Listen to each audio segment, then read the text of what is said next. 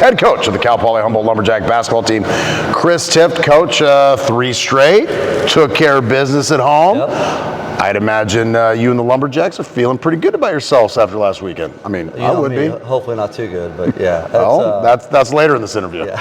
So, no, it was a great weekend for us and our fans, and just felt good to win those games and to kind of get back and to be 500 in conference and give ourselves a chance to, stay ahead of the game in terms of win-losses and have a winning record. So, this team needs to figure out how to win. We've figured out how to win. Now we need to figure out how to handle winning, and that's going to be the next step for us. But yeah, it was an exciting game on Thursday. Got down 16. What a difference that would have made if we would have lost that game. I think you and I had talked about that, but had a chance to come back and take the victory and help propel us into Saturday as well. You went younger, which wouldn't know as necessarily, or at least from the benches, doesn't seem like maybe a way to go about winning. But hey, the young guys, Marseille and Aiden, they were hungry and they showed it. And then Josiah back on. I got to keep reminding myself that he's a freshman. Yeah, me too. And those guys as a whole. And I feel bad. Kyle gets overlooked, I think, and all he does is doubles. And without his rebounding, I'm not sure where you would be. Right. But nonetheless, the team looked hungry. Coach, is what I'm getting after. Yeah, they did, and there's some ebbs and flows to this, obviously. And I was doing some research last night. We had the freshman of the year last year in Rob Diaz, and I was trying to think of who else in the conference could become freshman of the year. And I'm thinking, okay, maybe Aiden, maybe Marseille, then. Oh yeah, Josiah is a freshman, and he's having a fantastic year. Yes, he's having a fantastic year, an all-conference type of year, not just freshman of the year. But those young guys are talented, and they bring a lot of energy to the team. And our lineup just shifted a little bit last week because some guys were out with some injuries. Josiah was battling some injuries. Jamal Briscoe was out for a little while. He just graduated and had to get some paperwork turned around. So that was some of the biggest issues, and just kind of worked out in our.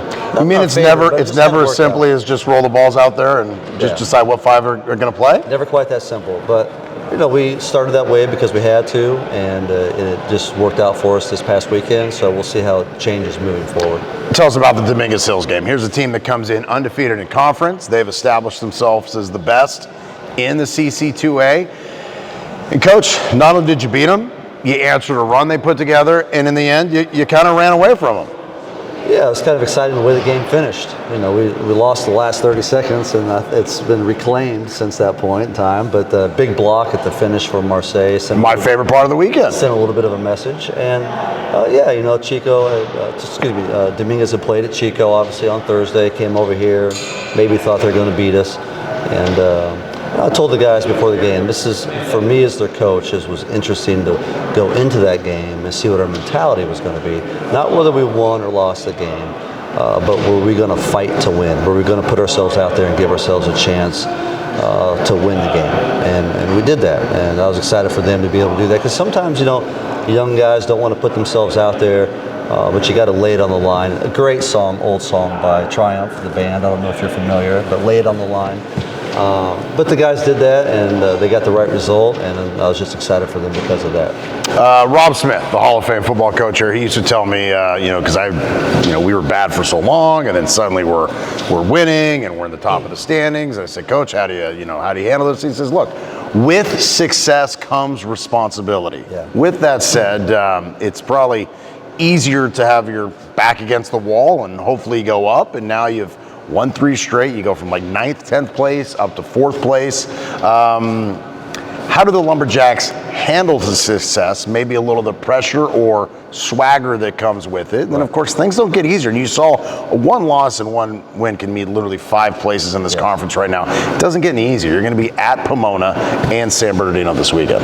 Yeah, it's funny. You see some stuff in the press about how things have been disappointing. You win a couple games, and now people are shaking my hand after the game, telling me we're going to make a great run in the postseason, and we haven't even made it there yet. So it does change quickly. And I think we tell our guys, they like Spider-Man, so we say, with great power comes great responsibility. Okay. So it's funny you say that, but it comes down to us as a coaching staff to make sure that we are playing the guys who are serious-minded, who are motivated, who do come in take the next step seriously and don't let the success get to their head. So the success has to give you confidence. It has to keep you motivated.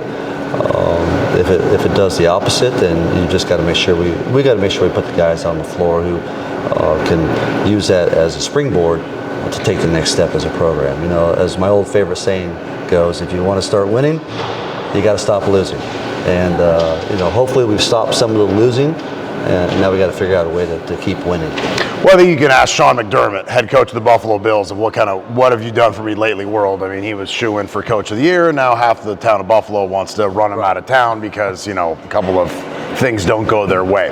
With that said, clearly there's not a Vegas line in Division II. If there was, I would probably put you as underdogs in both of these games coming up. With that said, the last time we saw the Jags, a little bit of swagger, in my opinion, they laid an egg against East Bay. So just talk about how hard it is to win on the road, and then again, this team needing to bring a complete effort if they're going to get W's. Yeah, it's difficult. Pomona's a tough matchup for us. They're athletic, they're long, they're strong, so it poses some issues for us, especially off the bounce. And they really beat us off the drive last time.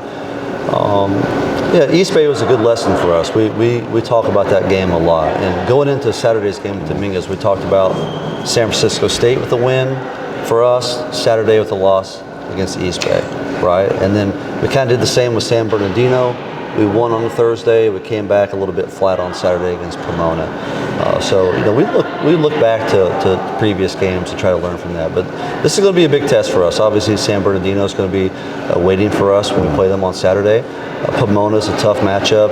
Coach Kamansky does a great job, not just with the zone, but they do some really good stuff offensively.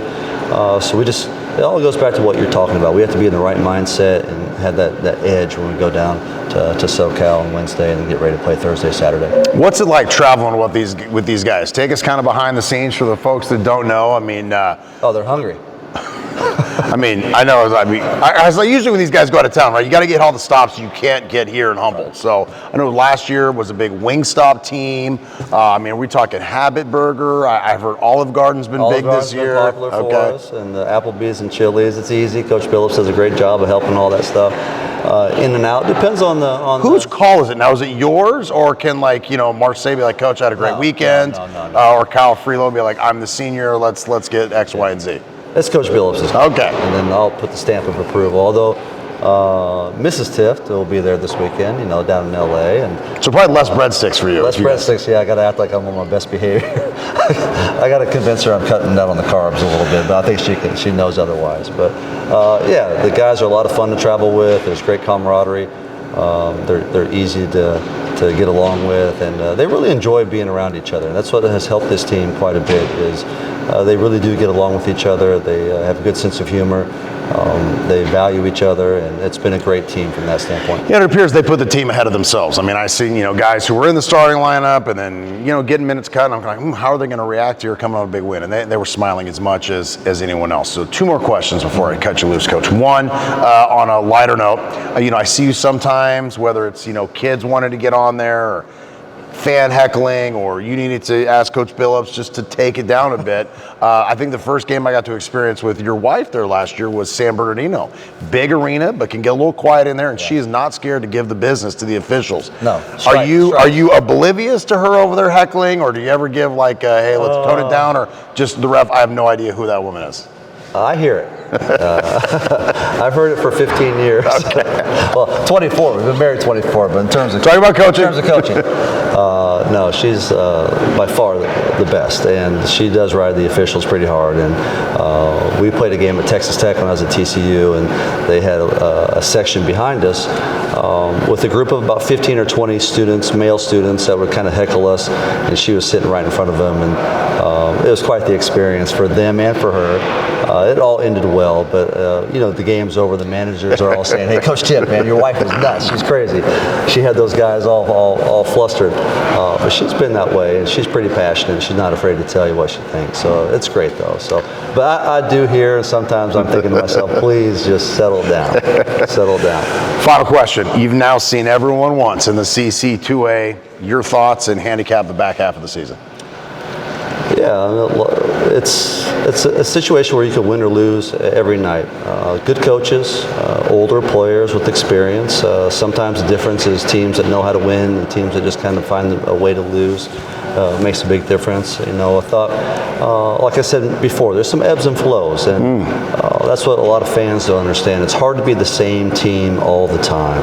It's a marathon, not a sprint. And you know, sometimes, like when we played East Bay here at home, they were desperate. They were 0-3, and they were desperate to get a win, and they came in here and they played like it, and we didn't, and they caught us napping a little bit, and they played well. And that's what you got to navigate as you go through the second part of the semester, second part of the conference season. CC2A, not CCAA, as I mentioned last time. The CC2A. Thank you.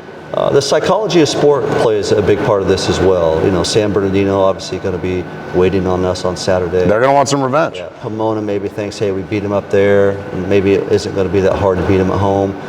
So I think Humboldt would just like to beat Pomona in something. In something, yes. Yes. The Cal Poly Clash, has that started? No, not on this end. So we more of a hammer versus nail relationship at this point. Hopefully we could change that on Thursday. Yes, that would but be yes, a lot of it's just the psychology is getting your team healthy. We have a couple guys that aren't hurt, but they're struggling with some nasal stuff and some cough. Tis the season. Tis the season. And just the psychology of Well, nobody's out of this thing. Nobody's out of it. Nobody's out of it. And can you keep your group? You know, I feel for Sonoma a little bit. They got the bad news. It'd be interesting to see if they can keep that together a little bit. That's a difficult situation. But a lot of it's just the psychology of sport and how you performed against the team the first time, and is that going to affect how you play against them the next time? I think Coach Shaywich, maybe sit the guys down and watch Major League. Coach, appreciate your time as always. Thanks, Jimmy. Appreciate it. Chris Tifft right here, Humboldt All-Axess.